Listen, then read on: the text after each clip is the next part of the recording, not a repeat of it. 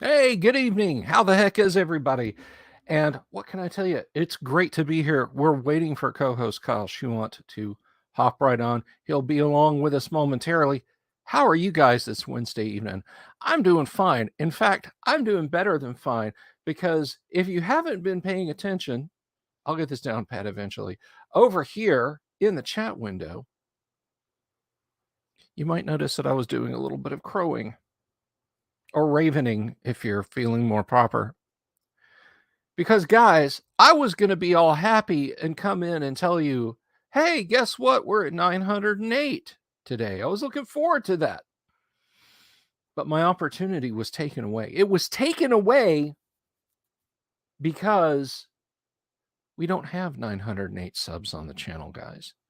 We have 922. That's right. That's right. We are almost 3/4 of the way to 1,000. I know 3/4 of the way is 750. You know what I mean. Because we were at 900 just a week and change ago. We're at 922 as you hear the sound of my voice at this minute. Now, maybe some folks have signed up since then. I don't know. You'd have to look. I'm becoming such a big YouTuber, I just can't keep track of those metrics. That's a lie. That's not right. Nope. That's not right at all. I watch it like a hawk. So right now, 922 subs on the live stream. And to celebrate this with us, of course, we have our Antipodean AD&D maestro himself. Ladies and gentlemen, put your mice together for Mr. Kyle Schuant. Kyle, how the hell are you, my friend? Yeah, all right. How you doing? I can't complain. I mean, I could, but nobody would listen. But anyway, I see once again you are in the garage. Yeah, forgive the camera quality. For some reason, my little side camera here works when I'm inside the house, Uh-huh. but not when I'm here in the garage. Oh, I don't know wow. why. If I were permanently set up here, I could possibly figure it out. But this is Right. the issue with only streaming once a week instead of 12 times a week like you do.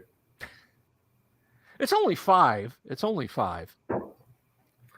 I'll get with the production team and we'll see what we can do for you. No, seriously, hit me up and I'll work on. We'll get it figured out. Although I have to say the camera quality kind of lends a soft gel lens to it. Like at any minute, we're gonna hear some Chuck Mangione start to play. Maybe dim the lights a little bit. Or like the old daytime soap operas. They always had the Yes, Vaseline lens. yes, that's exactly where I'm going with that. But Kyle, you can't leave her. Think of the children. And then a big sting from the Hammond organ there. But anyway, I don't know if you were lurking about in the green room. Hello, Visa Wiki. Good to see you. If you were lurking about in the green room when I made the big announcement, because we are at 922 subs on the channel, you're going to have to dust off your DMing chops because you're going to be running some games at the Great Underground Online Gaming Convention very soon. Very So good. that's a good problem to face. That is a good problem to be confronted with, and I'm definitely I'm excited about this.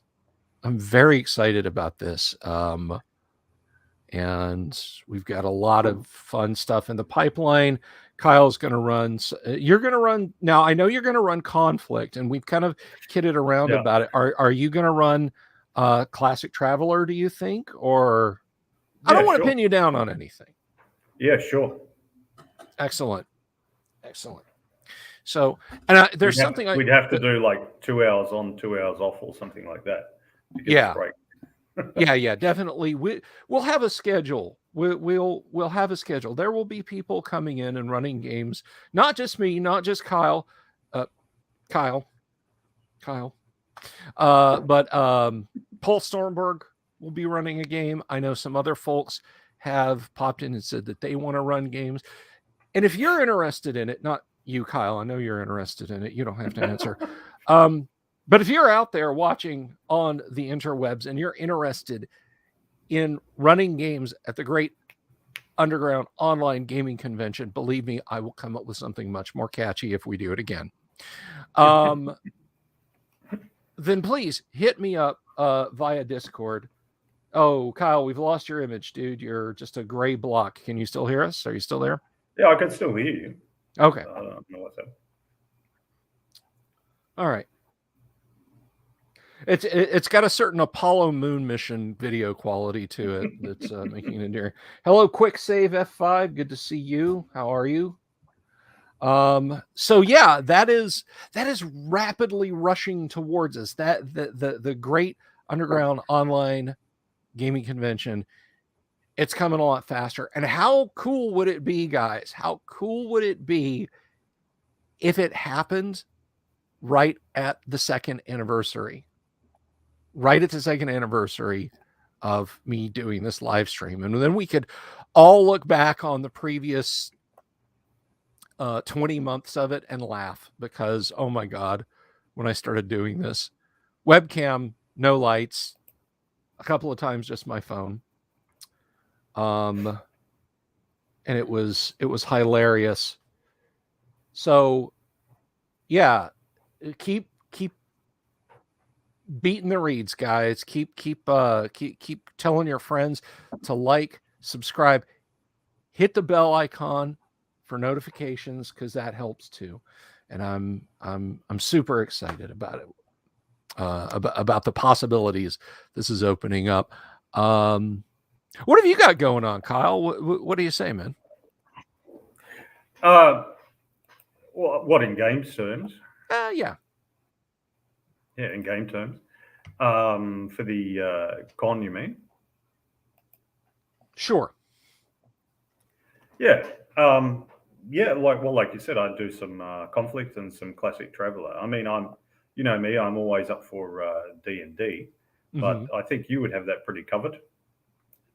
Well, hey, man, I'm not going to be a wet blanket. If you want to run some D&D, I mean, let me tell you something, guys. When the sign-up sheet goes out there, I don't care if Kyle is running Milton Bradley's Life. You want to get into whatever game he's got going because Kyle is a superb game master, and he's not just the pretty face of the Delver's Dungeon live stream, okay?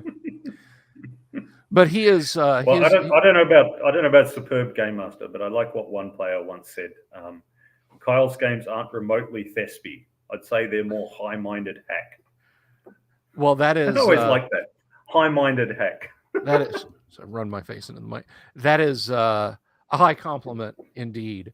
And I've been fortunate enough to play in some games that Kyle has run.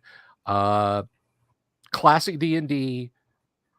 Played some Aftermath, and of course, if you've been subscribed to the channel in the past, you would know Kyle and I have played some Conflict, which is oodles of fun. You give it a certain je ne sais quoi action movie, yet infused with just enough drama to keep it real, you know, to feel the sand, the grit getting in one eyes and smelling the cordite from a bullet firing out of an M4. It's the iron taste of blood in your mouth. The iron taste of blood in your mouth. The lamentations of the women. But yeah, guys, when you're at the con, I'm not even going to say if, because all of you audience members, when you sign on to the Great Underground Online Gaming Convention, which is the 1,000 subs celebration, get in Kyle's games.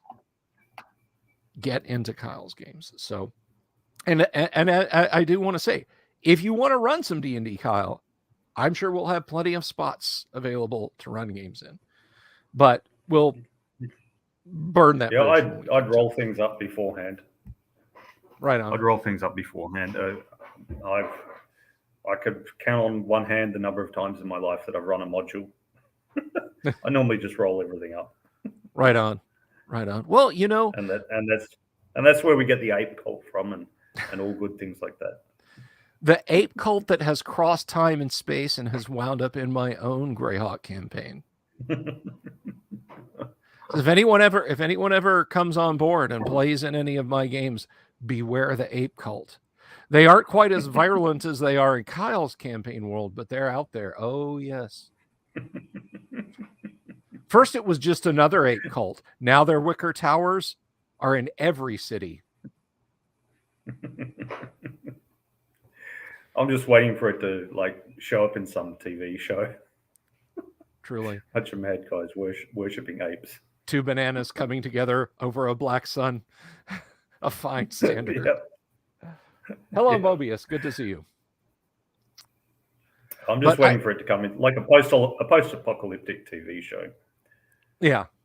Well, because that's how I did the Aftermath. I mixed in, there were uplifted apes there in there, and there were people had brought back, because it's not just dinosaurs that you can bring back. Why not bring back more recently killed things extinct things like mammoths and diprotodons, which are basically giant wombats, things like that. Right. You can bring back all these things, and then adventurers have to deal with them. Yeah. And I think of all of that, the mammoth is probably, and I say probably, I put that qualifier there, probably the most likely. The fun internet rumor that's been going since 2010 is, Russian scientists say that they're close to being able to clone mammoths. And they have been for 12 years now. Oh yeah, any day we're going to clone mammoths. Sure thing, Ivan. Here, have another bottle of Stoli. Well, I was reading about that. Somebody's mentioned it in passing in some other, they were being skeptical of the march, the inevitable march of science kind of talk. And anyway, it was basically that the mammoth embryo would have to be implanted in a zoo elephant, a captive zoo elephant. Right. Of which there's just a couple of hundred in the world, of which there is just 50 or so that are females of childbearing age or calf bearing, I don't know. Anyway, the right age. And they have a gestation period of a couple of years. And modern cloning techniques, like the old Dolly the sheep, it was over 200 implantations before they got the clone of Dolly the sheep. Right. They've got a much higher failure rate than regular old IVF and that. So they're just saying the odds are, and then you get one mammoth. So the odds are very, very much against all that. But, for the purposes of a role-playing game, why not? And so sure. I put that in the post-apocalyptic thing that, you'd advanced a couple of hundred years. And so we had got all those things that had been promised of cloning animals and bringing them back from extinction. We had got uplifted chimps. We had got, artificially intelligent killer robots and stuff. And that wasn't necessarily a good thing. that all our techno dreams had come true. So, you had the artificially intelligent killer robots going around shooting at the uplifted chimps while the jungle overgrew the monorail, so. Yeah. Skynet versus Dr. Zaius. Place your bets, gentlemen. And, you could occasionally come across the wreckage of a flying car. Yes. I don't. Did you catch last Friday's Gamma World live stream? No. Yeah. The it's funny you mentioned uplifted apes and so on. One of the players, I think Yang Yanzhao is playing an intelligent orangutan. And they found a functional ground car. It's super science and a post-apocalypse. Roll with it, right? And so I'm not sure how familiar you are with 1E Gamma World, but there's all these flow charts. Not at all. Okay. So in 1E Gamma World, when you find an artifact of the ancients, it could be anything from an electric shaver to power armor armed with a tactical nuke bazooka. There is a set of flowcharts that you start rolling dice on to see. And the ultimate outcome is you either broke the object or you injured yourself or you figured out how to use it. And the more complex it is, the more crazy the spaghetti of these flowcharts can be. And the intelligent orangutan found a ground car of the ancients, fusion engine. So, it's going to start up, 200 years after the war, whatever. And so they started the thing up. Well, they opened the doors. I figured that was easy enough. And then they proceeded to start rolling on the table to see if they could get it going. And the results were hilarious. It ended when they drove down a slight embankment, hit a tree, and everybody took 4 points of damage because the orangutan, chimped out. It started beating on the dashboard with a wrench because the radio was blasting static. The seatbelt indicator was bonging, and a strange woman's voice fills the car. Please fasten your seatbelts. every few seconds. So he went manic and started beating on the dash with a wrench, and then right over the embankment and into a tree, and everybody took 4 points of damage. So I like it when games offer you the cascade of insanity. Like you just roll badly and you roll badly and you roll badly, and so yes, on, and it goes on like that. I enjoy that. Like in the dungeon generation bit of the Dungeon Master's Guide, you've got the level 1 monsters, and then it's like, and if you roll this, choose a level 2 monster, and if you roll this, and then you go to level 2 chart. If you roll this, roll a level 3 monster, and so on. So if you roll badly enough, you can end up with Asmodeus in a first level dungeon. Yeah, and I love that. Or you can wind up. We beat up the kobolds, we slap them around. We have a jolly good time doing that. We search their packs. What's in it? A mummified hand. Oh, really? Yeah. It's got some teeth marks on it, but doesn't look like they were going to make a lot of progress. We'll keep that with us. That might be important. And yes, it's the hand of Vecna. I had that. RuneQuest had something similar that, so it had its random encounter tables and different charts for urban areas, rural areas, and so on. At the top of every chart was you get lost. So then you go to the other one. So you could be in the urban area. You get lost, you end up in a rural area, and then you roll again, you get lost, and you end up in the wastelands, and you roll again, so you could just be wandering through the streets of the big city of Byzantium, and then suddenly you find yourself on the 623rd level of the abyss. You got lost. Badly lost. I've had nights out like that, yeah.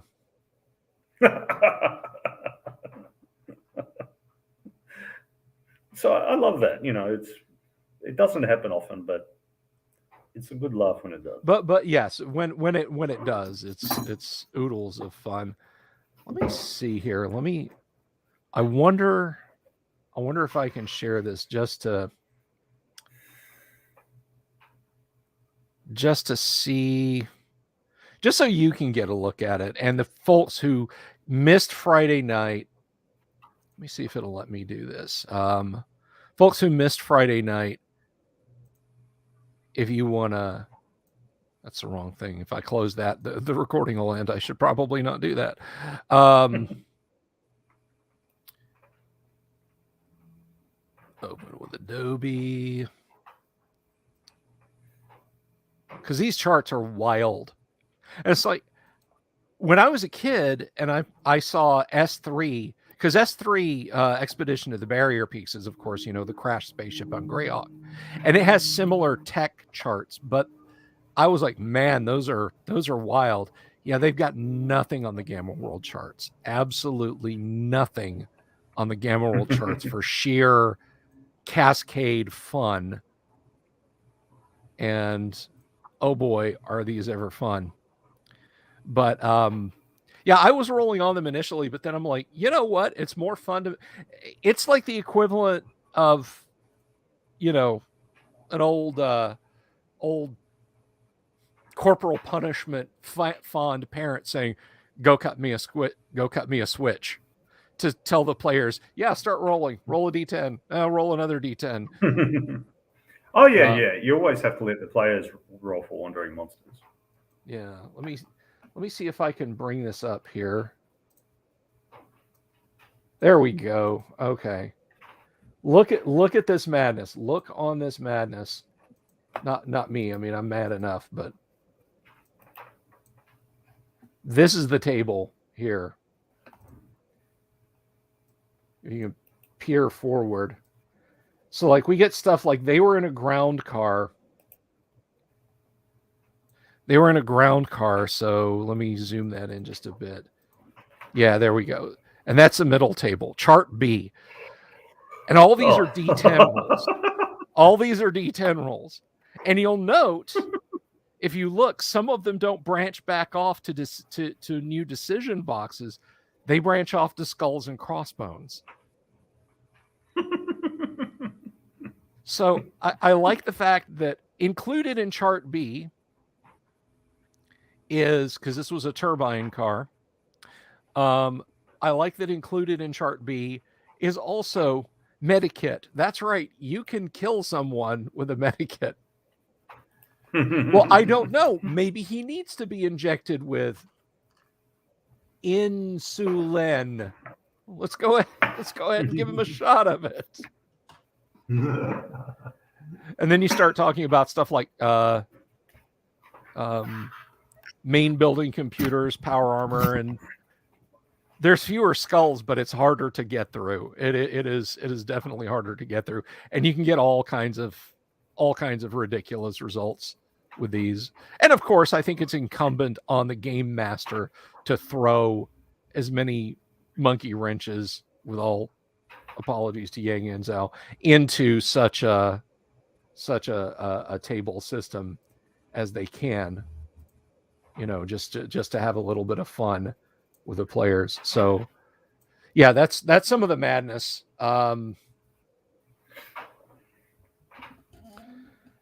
Mobius says drive-through order still isn't done, but the box set hit an international hub. Okay, I think you're talking about picking up Gamma World, which if anyone out there is interested,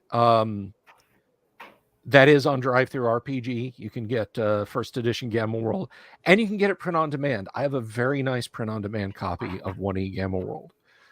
I should send you one, Kyle. I should gift you one. I think you would find it loads of fun. I'm still waiting for the Twilight 2000 stuff. The Twilight 2000 stuff, that is coming soon. I know it's been coming soon for a long time, but I've been slowly gathering bits and pieces. I will get you Twilight 2000. You didn't have to say the time, Kyle. You didn't have to say how long it's been. I just figured that you were like copying it out by hand. Yes, I'm going to get a I'm illuminating each page. I'm illuminating each page. So, like, on the weapons page, you get like a quarter of the page is this, green background, silvery script with little angels unrolling the scroll, and it's T and then tow missile. A Abrams tank, and etc. So yeah, no, you'll get it soon. I promise. It takes a long time to copy things by hand. Full respect to the people who wrote novels in the days before typewriters and things. Oh, good Lord, yeah. I mean, can you imagine being like, oh man, the local merchant is out of copies of that book by that fellow Cervantes. I can't wait to get one. Well, you're going to have to. Going as fast as I can. You can read Catalonian, right? I think it was Thoreau or someone who said that to truly understand a book that you love, you needed to copy it out by hand rather than just read your own a printed copy. And he'd done that with the Iliad and things like that. Probably read Greek, the smart ass. Anyway, so I went, oh, okay. And as I was preparing for a strength training seminar, I I copied out the squat chapter, the chapter on the barbell back squat, low bar back squat, and that was 64 pages. Good Lord. And it made up 4 little composition notebooks for me when I wrote out by hand. And I learned a few things, and certainly learned a few things about squatting. And one of the things I also learned was that that writer could have written with a bit more concision. I don't think he needed all 64 pages just on the squat. So I think I keep that sort of thing in mind when I'm doing my own doing my own writing, which is of course almost always role-playing game writing. And that's why Conflict was, I confined it to 48 pages. And in practice, once you've got the cover page and so on, cover page, and the fact that not every page is full of text and everything, it's more like 40 to 44 pages. Right. And that's digest size or A5 size.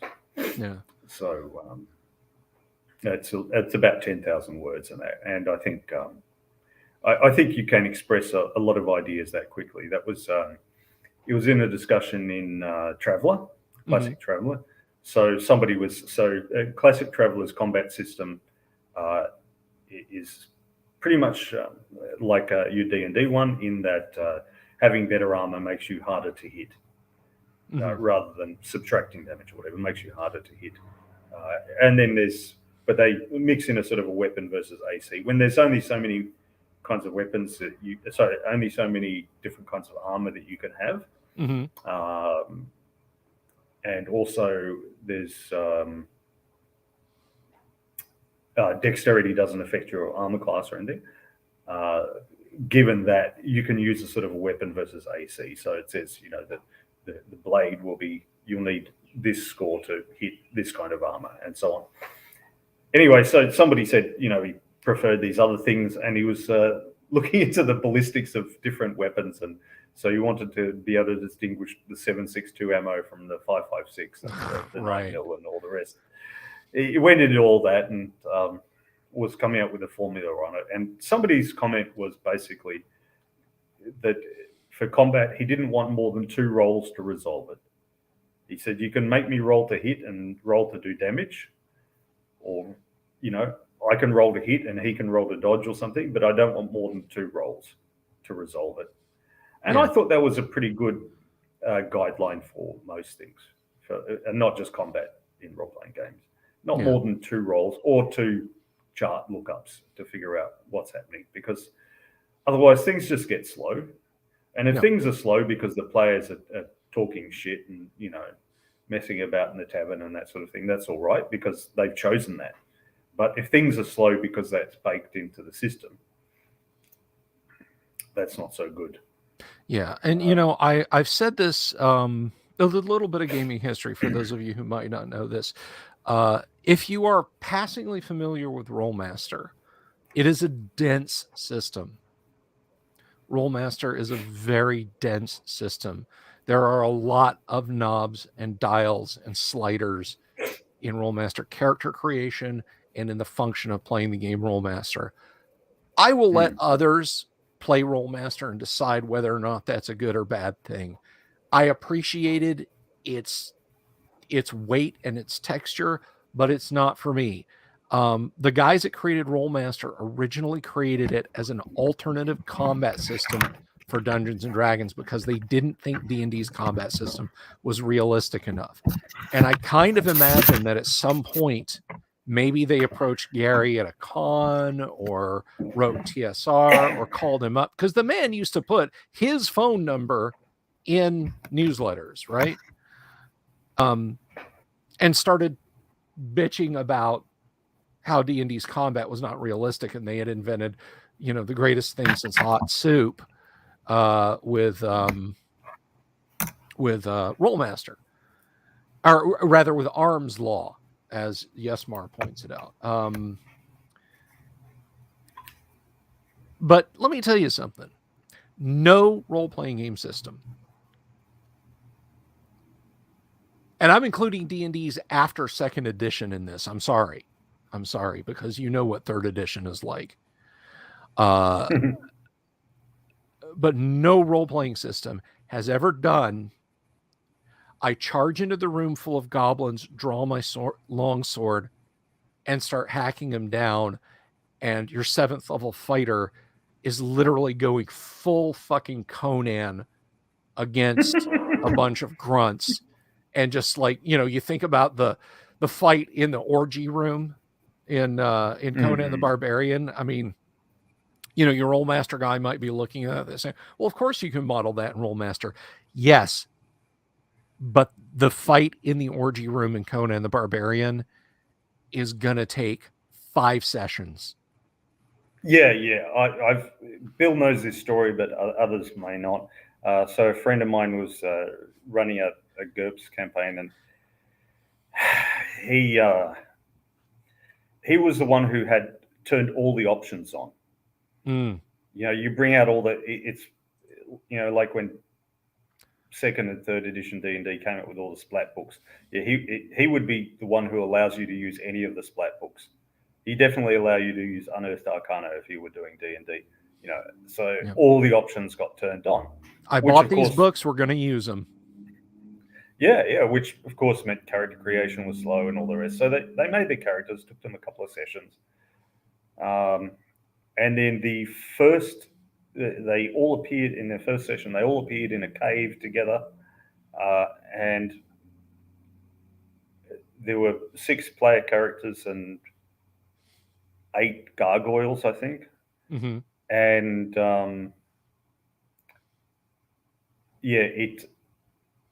it took them 6 sessions to resolve the combat. Yeah. And this is GURPS, so combat is 1 second combat rounds. And it was 18 combat rounds.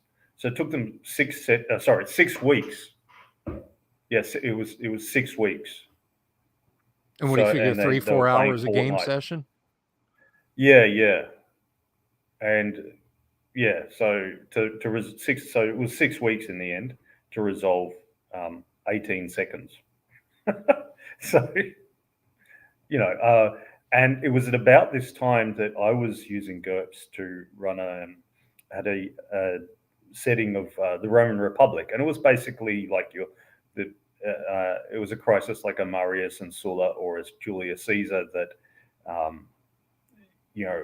the conquering hero, the conquering general goes off, and he gets a lot of wealth and prestige and makes promises to his soldiers of wealth and prestige that he can't keep.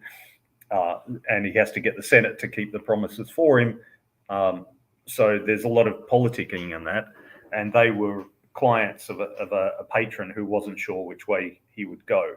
So, they had to support him. So it was a lot of politicking and role playing in that. Right. Anyway, so they ended up running a battle, and it was a big battle fighting off mostly slaves.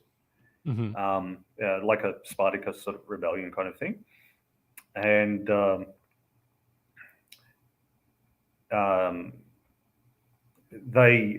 that battle was resolved in 20 minutes. So I thought, like, this other guy is taking 6 weeks to resolve 18 seconds with 8 gargoyles, and I'm taking 20 minutes to decide the entire fate of the Roman Republic in a battle. What's the difference here? And the difference was that I just glossed over things. I wasn't using most of the rules, and I thought, well, what's the use of having a system if I'm not using its rules anyway? So I may as well go for something simpler. And so I did. And it didn't subtract anything from the game. But I think this is why I always put people first. People, snacks, setting, system. The people first, because like I had a particular setting, Chewer's Dig, and a particular. It wasn't a module, it wasn't written up, but it was a scenario, and then let's see where the players go with it. Mm-hmm. And I ran it. I ran it using GURPS. I ran it using Han Master System, and I ran it using Fate, of all things. That's the sort of more thespiy version of Fudge. Ran it using Fate. And I ran it using basically a homebrew, like a basically classic Traveller for Fantasy World. And it didn't make any difference to play. It moved just as quickly or slowly. The real difference was the decisions that the players made, and a few really good or bad dice rolls. Aside from that, it didn't really make a hell of a lot of difference. So, so I'm a system skeptic, really. If you follow the system slavishly, then it makes a difference. But few people do that. Yeah. And, I think... Especially as the gamers get older and they've got less time on their hands to game, so they want to pack the most action into those couple of hours a week. Right on. One of the things...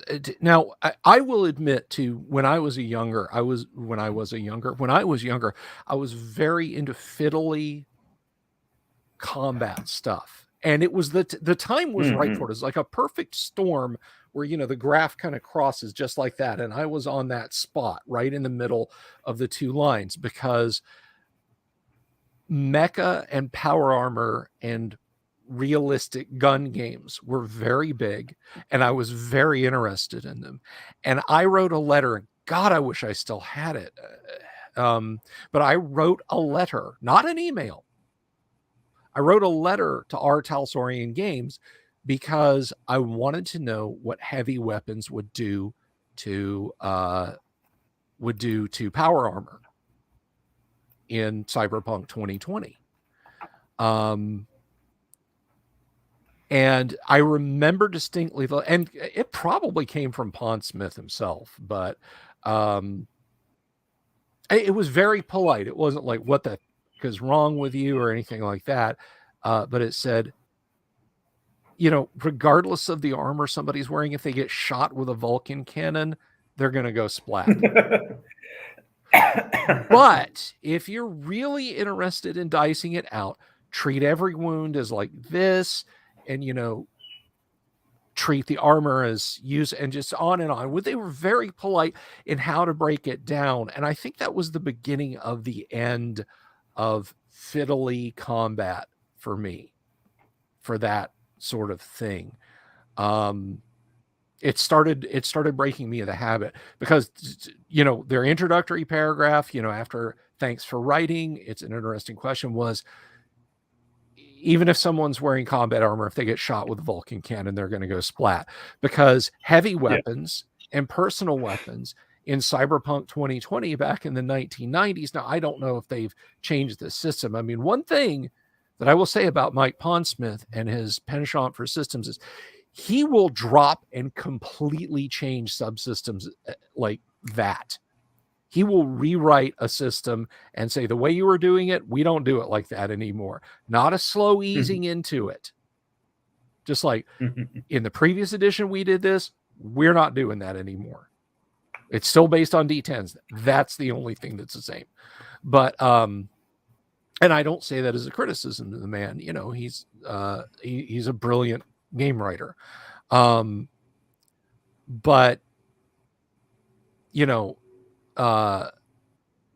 vehicle level weapons, which, your average street punk could maybe get their hands on an anti-tank rocket or, something like that. But it was all statted out there. If you wanted to go full G.I. Joe meets Cyberpunk, yes, you could have A-10s and Apaches and tow missiles and so on and all that. What they could do to vehicles and handguns and what they could do to people were completely different. There was no this is how many personal combat damage points a tow missile will do if they hit your character. They left it unspoken, and I realized as years went on, they left it unspoken for a reason. Well, what do you think's going to happen if you shoot someone with a tow missile? Why don't you ask, not to go all real world, but PLO members that got shot with tow missiles from Israeli Apaches? Because they would take the anti-tank warhead off and put just an HE warhead on and say, okay, they're holed up in an apartment building. the 8 apartments around the one he's in have civilians. He's basically using them as human shields, or we're just going to put it right through his front door as soon as we see him on thermals walking around. And odds are the people that were hit with tow missiles were not like, I've taken a critical to my right arm and light damage to the right side of my chest, heavy damage to the left side of my chest, and light damage to my left arm. No, they were spread out in a thin paste all over the walls. And that, when you... Well, I sort of like what, I appreciate that, because playing Insurgency lately, there's only really 3 levels of damage. You know, you get, if you get hit with any round and you're unarmored, you fall down dead. If you're armored and it's a light sort of round like 5.56, you go out. If you get hit twice, you're dead. If it's a heavier round, you die. And then if you get hit by an RPG or something, what happens to you? Well, that depends. In the settings, there's a gore and dismemberment setting. Do you get to see? Do you see the guy fall down, or do you see arms and legs and guts and all that? That's it. There's just basically those 3 levels. Yeah. Ow, splat, and ow, dead, and messy. Yeah. So I think a role-playing game needs a little bit more than that, because it usually takes you a while to roll up a character. But sure. But to go back again to examples, it's like I caught myself, because I hadn't done it in a long time, at Gary Con was it last year? Whenever Gary Con was all virtual, I can't remember if it was 2019 or 2020, whenever it was all virtual, and I ran a bunch of games. I think it may have just been the most recent one. But I ran Twilight 2000, and a character failed badly to disarm an anti-vehicle mine that they found under a parked vehicle to basically be used as the ultimate anti-theft measure. And I'm like, okay, all right, let's see. Let me start rolling percent. And then I'm like, wait, hang on a second. This guy just triggered like 7 kilograms of Octal HX fill. And you consider there's like 3 or 4 pounds of steel wrapped around it. Yeah, no, you're dead.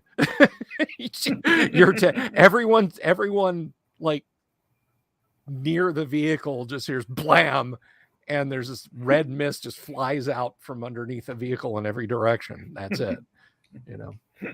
Yep. And yes, anyone out there in the chat, if you have any questions, please just get them in. Just get them in there.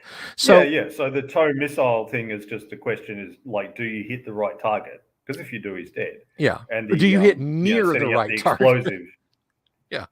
And the setting up the explosive would be: do you set it up properly? Because there have been instances where some poor bastard, had a car bomb or whatever, and it was set underneath a really heavy chair. A really heavy seat, and there was not enough explosives, and it was a really heavy seat, so he was badly burned and badly injured, but he didn't die. So there are little instances like that, but that's essentially a roll to hit. Yeah. If you get the roll to hit, then he's munted. Yeah. and you to kind of bring the focus back, that that is what AD&D, or that is what D&D does perfectly. I hit him with my sword, roll a 20-sided die. I rolled a 19. It's like, I don't even look it up now. I groan about this in games. If I see, even with bonuses, if a character rolls a 1 or 2, I'm just like, you missed, let's move on. Yeah. If I see a 15 or a 16, it helped me a lot in moving GURPS games along, when because you roll 3d6 to resolve actions, and then there's all these bonuses and negatives that you can get. And then one of my players, Emil, said, just roll and then calculate the bonuses, because if you roll like 3 or 4, because you've got to roll under. If you roll 3 or 4, you will certainly succeed. If you roll 17 or 18, you'll certainly fail, whatever the bonuses are. So roll first, and then, because if it's like 10 or 12, okay, maybe you succeed, maybe you fail. Okay, now we worry about the bonuses. I mean, and it's same just principle. Yeah, it's just solid advice. GMs, whether you're younger person or just you just started GMing but you're as old as the hills, it doesn't matter. Roll the dice and see if it matters. Everybody's save versus poison. The thief thinks he has the trap disarmed, and he opens the chest and the yellow cloud billows out and fills the entire room. Everybody roll. Okay, do I get for my ring of protection and then bless, and then the bard was singing, and I have does my cloak just roll a d20 and we'll figure that out in a minute. And if you roll a 2, even like a 17th level fighter, it might matter, but on the other hand, a 5th level fighter, well, I rolled a 2 and my bonus, no, sorry. Nope. Bye, Felicia. And I kind of faux bitch about that with D&D, like when I roll like a 10, 11, or 12. Like, oh, now I have to add up. Oh, now I have to know because that might have hit. But I don't know for sure, so I got to look at the charts. But again, you roll a 15 through 20 or a 1 through 5, odds are you can just say no and move on. Mobius says in BX, a 1 is always a miss. A 1 always fails saving throws in AD&D, regardless. A demigod can roll a 1 on their saves, regardless of any other special rules that they've got. It's going to fail, which is kind of scary when you think if a demigod is on the prime material plane horsing around and somebody shoots him with a poison arrow and it gets past all the other stuff that, like, the god can only be hit by +3 weapons. The god is aware when weapons are fired. If it gets past all of that and the DM rolls a 1, that god's going home with his tail between his legs, literally, depending on the god. I've been watching Vikings recently, and one of the guys goes crazy and decides that he's a god, and one of the kings. And my response, and everyone looks kind of skeptical. My response would have been, "All right, if you're a god, you don't mind if we stab you. Can I stab you now?" But nobody's ambitious enough, apparently. Right. Awig says, problem with modern D combat is hit points. You get hit 10 times and fall unconscious. Until then, you're 100% capable. Okay, the same rule is present in old D&D Awig. Now, I don't regard it as a problem for 2 reasons. The first is simplicity. Okay, you can have wound levels and so on, and you can have malices. I've got something like that in conflict. So you've got minor and severe wounds that if you continue acting, you're acting with a negative. That's not too bad, and it can move quickly. However, that rule's mostly only in place for player characters. All the non-player characters sort of just get hit and fall down, and that's it. So it keeps it relatively simple. Okay, because if you have wound levels, you've got to say, okay, what's the nature of the wound then? Is it something you can ignore? Because you could have a whole bunch of cuts on your arm or something, and you bleed. It has to be attended to eventually, but it's not going to inhibit you much. On the other hand, you could have some sort of injury which is very painful, but with sufficient willpower, you could ignore it and overcome it and keep acting. So if you're going to have a negative on the action, you've got to allow a player a roll to ignore it. And then your system starts to get more complicated. Mm-hmm. You have to be aware of that. That's the thing that Bill and I have talked about many times. When you change one thing, it's going to affect a whole other bunch of things in your game system. Yep. So if you have to consider that, and consider if you like the end result.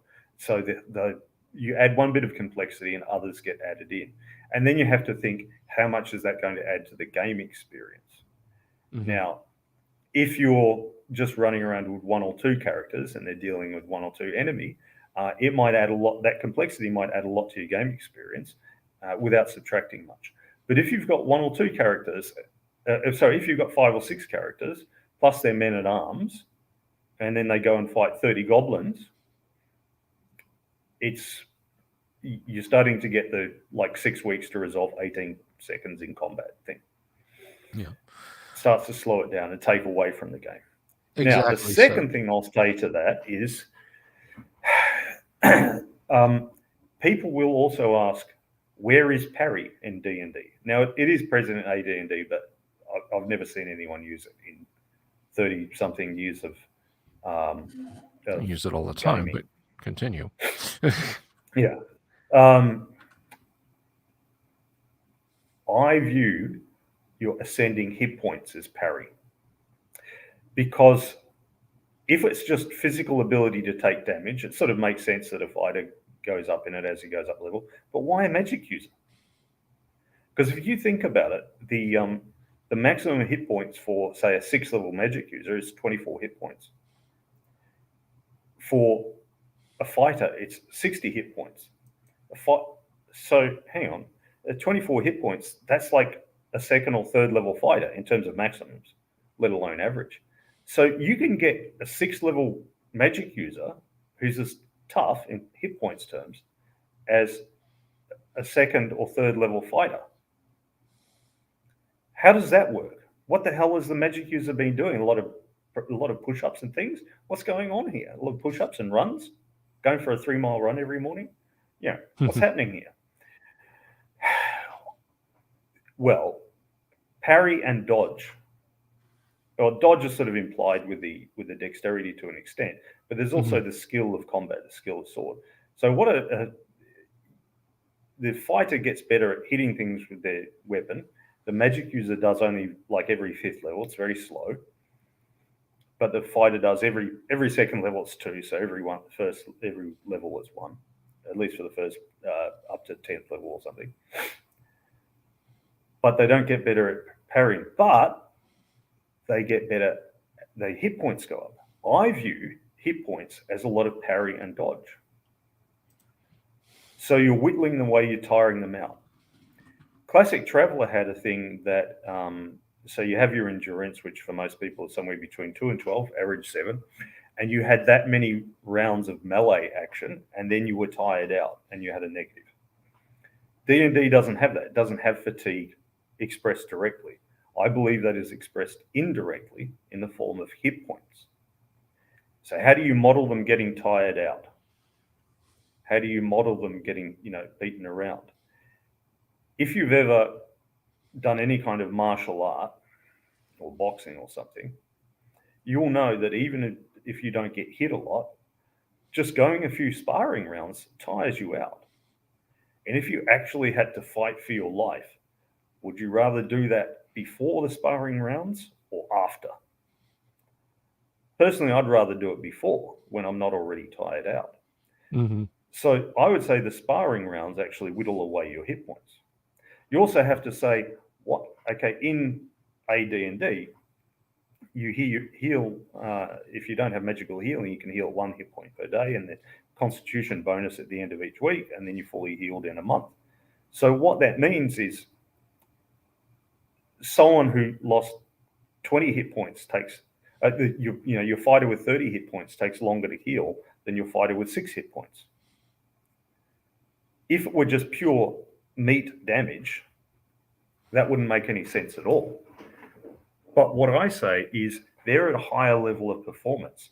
Your amateur boxer can do a fight every month. Your professional boxer does a couple a year because it takes so much out of them. It's like your top level powerlifter versus your amateur powerlifter. If you're benching 225 pounds, you can do it again next week. If you're benching 500 pounds, you can do it again in 6 months. So your higher level warrior is like that top level athlete. They can do that big performance, but they can't do it often. If you exclude magic, they can't do it often. So the hit points, if you view them as an expression of fatigue and the ability to parry and that sort of thing, they make a lot more sense. And then it makes sense that the person's at full performance until they reach 0 hit points. Yes. The third thing is role-playing considerations. What would we really like to see when the character is at low hit points? Well, they have some sort of inhibited performance. Well, think of it this way. If you were a fighter who normally has 30 hit points, will you be fighting in the same way when you've been whittled down to 4 hit points as you did when you had 30? I would say an intelligent player will be playing them a bit more cautiously at that point. Yes. Maybe it's not, the 30 hit point guy can run into that room of 7 kobolds. The 4 hit point guy might hesitate a bit, even if he does get 7 attacks because he's 7th level or whatever. Mm-hmm. He might hesitate a bit. And if he doesn't hesitate a bit, well, he gets what he gets. So the role-playing aspect or the tactical aspect is inhibiting them, even if it's not baked into the rules. So it's a pretty subtle thing, and it works a lot better than people sometimes appreciate, to put it like that. Anyway, that's my little TED talk for the day. And it's a good one. I always come back to this because I think it is a fantastic example of D&D hit points, and it's a good movie. It's not very long. It's 100 minutes. It's called The Duelists. Ridley Scott directed it, so it's visually sumptuous. Harvey Keitel and Keith Carradine. I almost said David Carradine. Their third duel. I'm not going to launch into the specifics of the movie, but they're 2 French officers who obsessively fight each other in duels throughout the movie. Their third duel is in a cellar, and they fight with heavy cavalry sabers. And when we see this duel, it's in media res. It's been going on for a long time.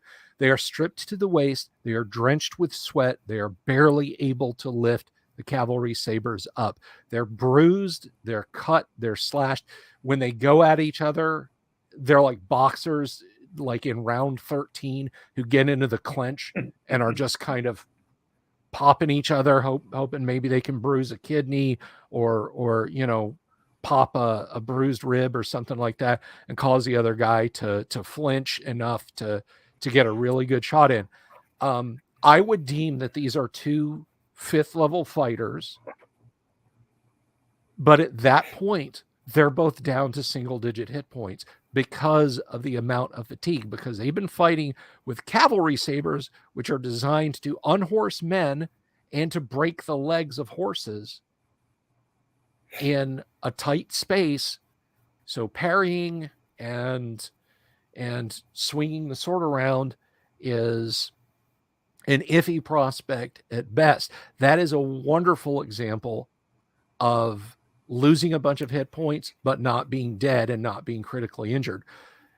In the Dungeon Master's Guide, and I can't remember where it is, it mentions that, if a character is tied down for a sacrifice, chained up, and, there's the evil wizard or sorceress with the dagger, and there's a 20th level fighter on the slab, they're not going to have to stab them 50 or 60 times to get to knock down all their hit points. It's going to be one thrust, because hit points, as explained in the Dungeon Master's Guide, and this is something that I actually backed off of with my many criticisms of 4th edition, and I'll go into this a little bit. Everybody can run out and tell the internet Bill Sylvie's gone soft on 4th edition.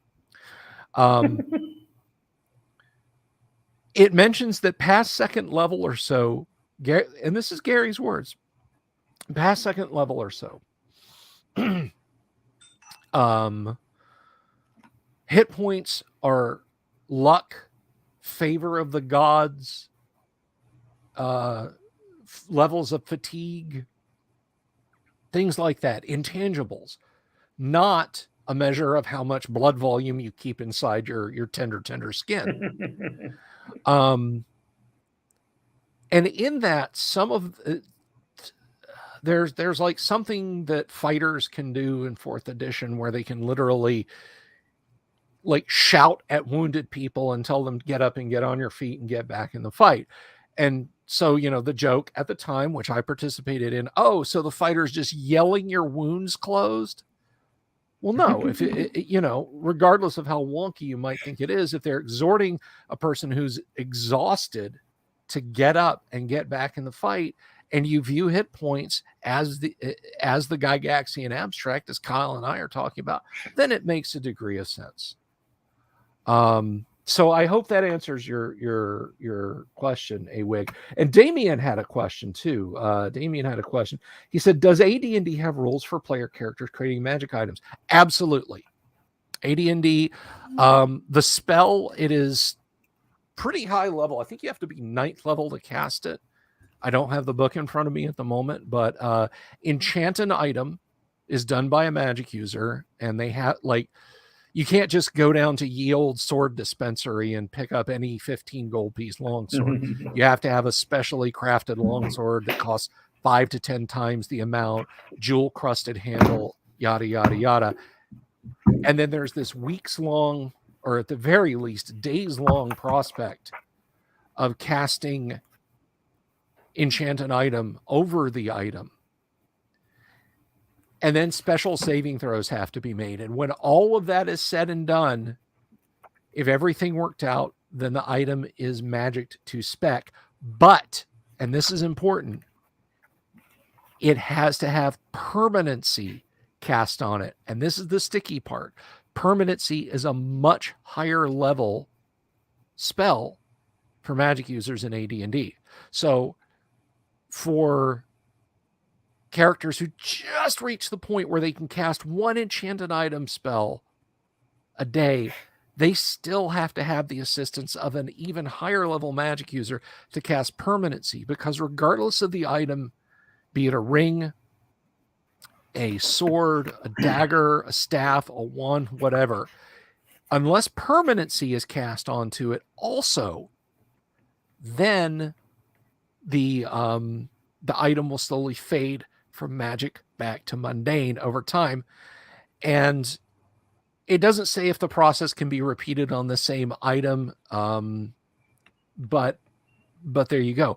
Now, if you're asking about potions and scrolls can be scribed after 7th level for magic users and for clerics. Potions, generally speaking, you have to go to an apothecary for, an alchemist. You need the aid of an alchemist. Yeah. Yes, with the aid of an alchemist, you can make potions. So those are a little easier to make than, hey, I want a sword made of black iron that drains the life from people when I stab them. Perhaps you could trap a demon inside it. Well, what it says, so page 116 of the Dungeon Master's Guide. A properly run campaign will be relatively stringent with respect to the number of available magic items, so your players will sooner or later express a desire to manufacture their own. Do not tell them how this is to be accomplished. In order to find out, they must consult with a sage or high-level character of the proper profession. Yes. Magic items are made by high-level magic users, except those which are restricted to clerics and special racial items and books, artifacts, and relics. Books, artifacts, and relics are of ancient manufacture, possibly from superior human or demi-human technology, perhaps of divine origin. Thus, books, artifacts, and relics cannot be made by players and can come only from the Dungeon Master. Dwarven and elven manufactured items, the +3 dwarven warhammer, certain other magic axes and hammers, cloaks and boots of elven kind, magic arrows, magic bows in some cases, and even some magic daggers and swords are likewise beyond the ken of player characters of these races. Mm-hmm. Only very old, very intelligent, and wise dwarves and elves who have attained maximum level advancement are able to properly forge, fashion, and or make these items. It still leaves an incredible range which you can manufacture. Mm-hmm. Player character must be at least 11th level high priest, an archdruid, or 12th level wizard, or 11th level illusionist in order to manufacture magic items, except with respect to potions and scrolls. Player character may manufacture only those items particular to their profession, or items which are usable professions not able to make magic items only. Thus, a cleric is unable to fashion a wand usable magic users or illusionists. A magic user cannot manufacture a clerical magic item, etc. And a further prohibition on clerics that they can't make ones prohibited to their opposite alignment. So a lawful good cleric can't make a thing of cause light wounds. Right. Thus, clerics cannot manufacture magic swords, though magic users can.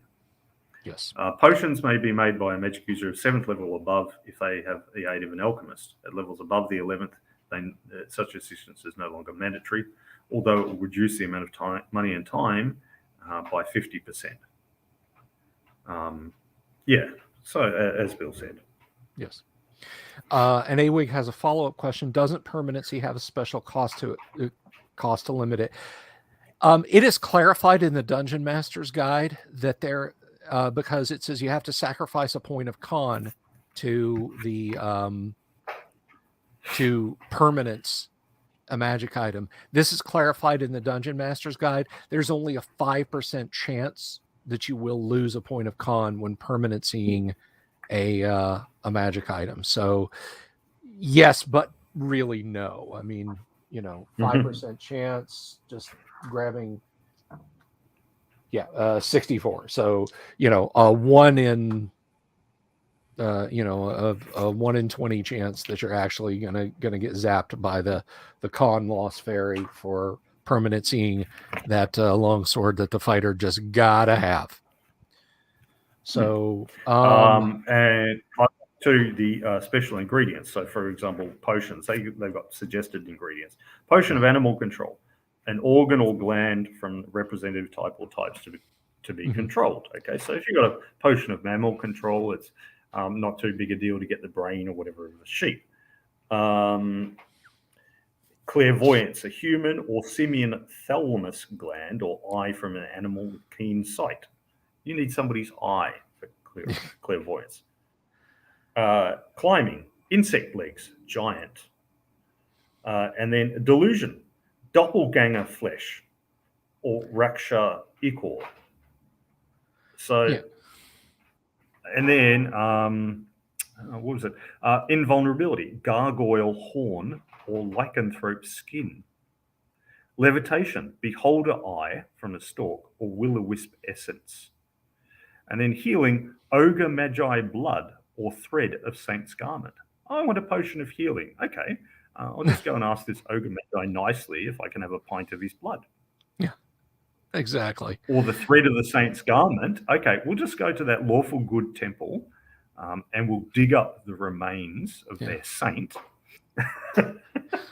and get his winding wrap. Hey, Padre, let me hold that Shroud of Turin for a minute. Yeah. So, it starts to become, if you want magic items, it starts to become an adventure to go and get them. And indeed, if you're a lower level one and you're the dungeon master, that could be an adventure hook. Somebody wants a potion of healing. He's lying there on -3 hit points and he's horribly sick. His hit points are going up, but he's also poisoned, so they keep going down. He's on death's door. A potion of healing will sort it out. But he needs that ogre magi blood to make that potion of healing for him. You got to go and so if you remember last week, we did the hex crawl and we found out what was near the town of Vincentburg. There was that ogre magi. Yeah. You now have a reason to go and smack over that ogre magi. Now have a reason. Yes, exactly. Because there's that wizard that's in the town who is high level, but he's on death's door. If you can bring him back, he'll be very grateful. Yep. Damien says, so our best bet is to be buddies with a high-level elf wizard NPC and to gather bits from slain magical creatures of great power if we want custom gear. Yes. My Monday night group are obsessive about anything that is not like, just a bear or, a lion or a wolf or something like that. And even then sometimes they are a walking, sloshing, stinking apothecary of bits of animals. I mean, they've got stuff packed in salt, preserved in brine,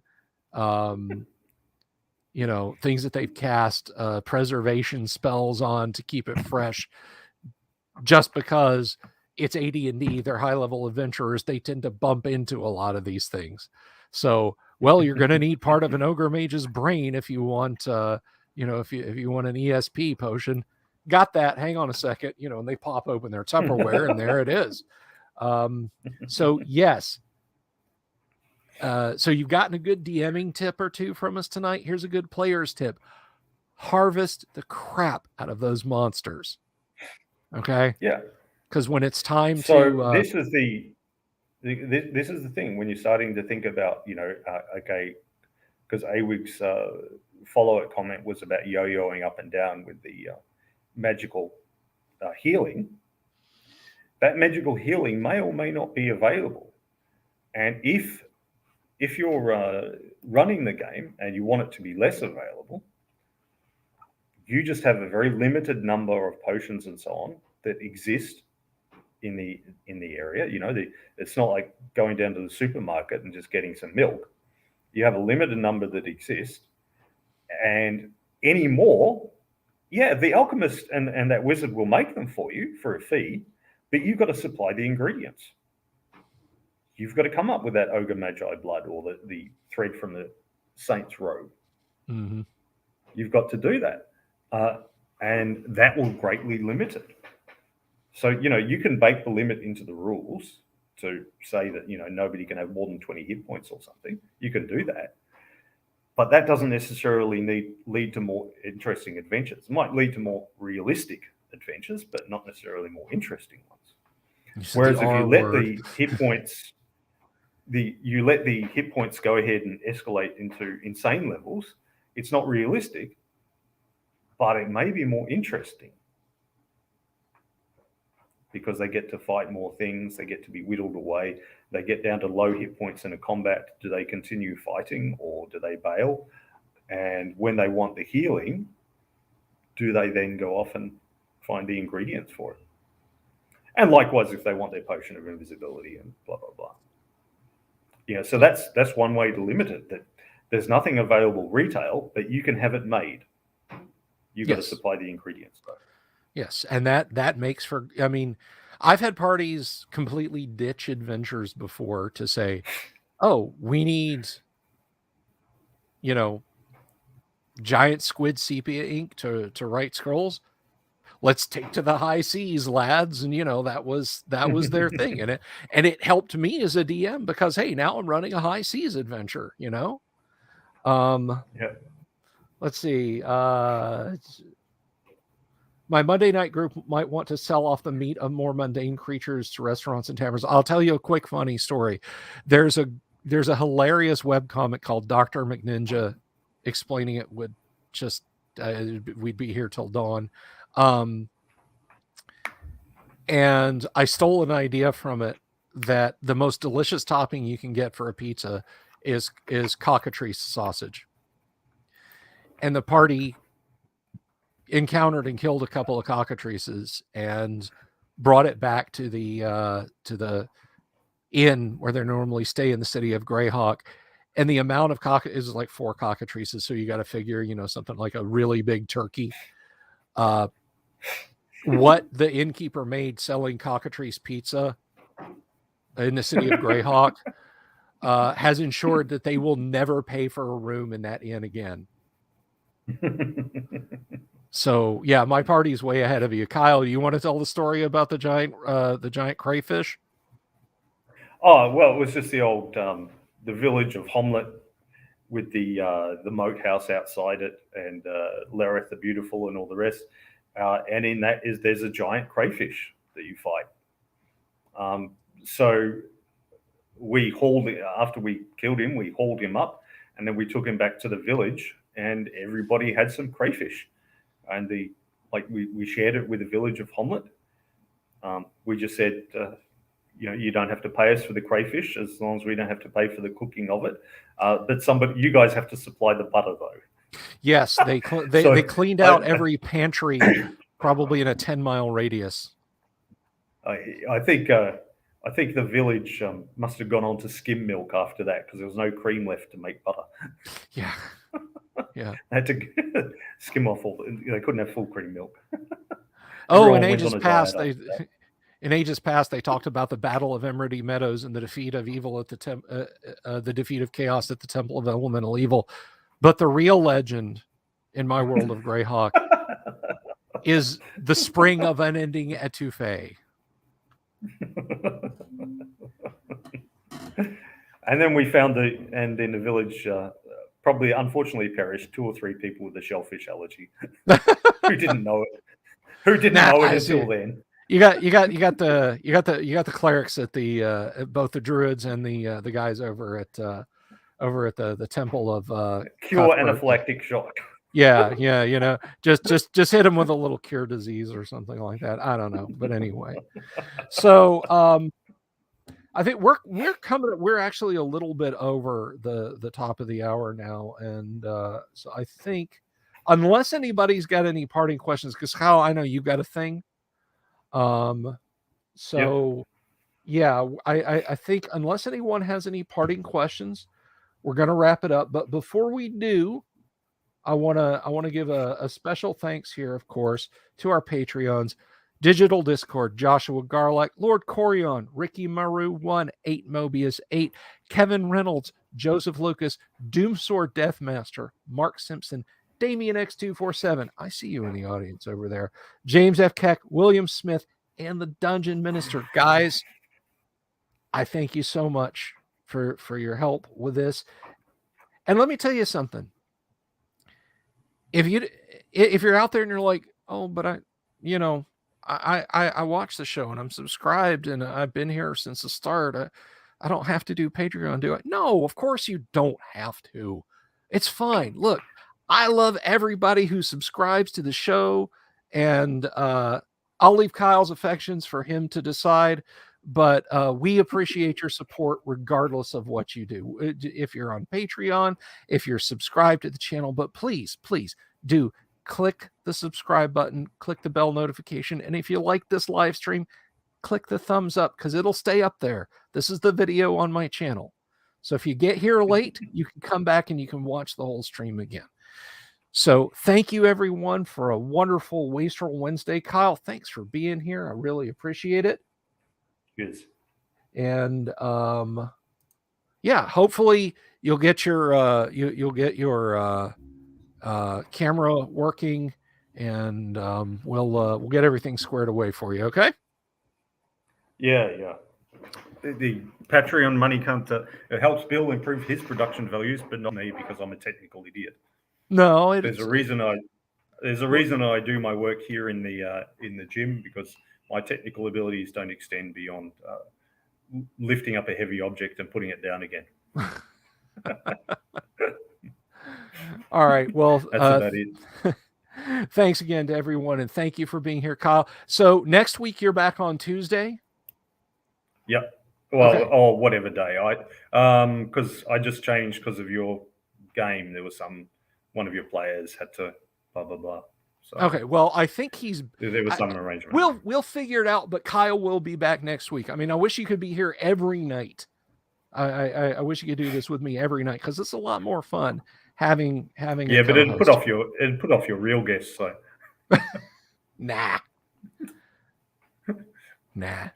All right, everyone. Thank you for being in the audience tonight. I appreciate it. Thank you. Special thank you to my buddy Ron down here in Florida. Ron went out there and beat the bushes and told all of his friends to go out. Hey, subscribe to Bill's channel.